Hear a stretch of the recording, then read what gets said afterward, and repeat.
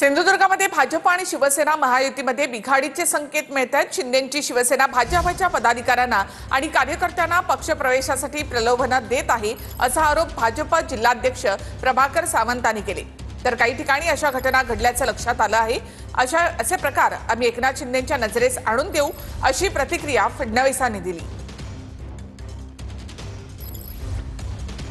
युतीतले जे सहयोगी पक्ष शिवसेना आहे तर त्याने भारतीय जनता पार्टीच्या पदाधिकारी कार्यकर्ते यांना काही विविध पदांचे असतील कामांचे असतील अशी प्रलोभनं देऊन त्यांचा पक्षप्रवेश सुरू केलेला आहे। खरं तर वारंवार आम्ही त्यांच्या सगळ्या वरिष्ठ पदाधिकाऱ्यांना कल्पना या सगळ्याची दिलेली होती, तरीसुद्धा हा प्रकार परत पुन्हा एकदा जोमाने सुरू आहे।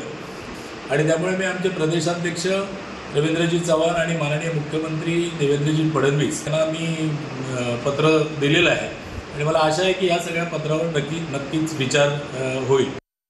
मैत्रीपूर्ण लढत हा नियम नाही आहे, महायुती हा नियम आहे। मैत्रीपूर्ण लढत हा अपवाद आहे। काही ठिकाणी तो होईल, काही ठिकाणी नाही होणार। पण शिवसेना जबरदस्तीने म्हणजे प्रलोभन देऊन भाजपच्या कार्यकर्ते आपल्याकडे आणण्याचा प्रयत्न करतात आणि जिल्हाध्यक्षांनी तसं एक पत्र देखील तुम्हाला दिलं। काही ठिकाणी अशा घटना घडलेल्या आहेत, त्या लक्षात आलेल्या आहेत।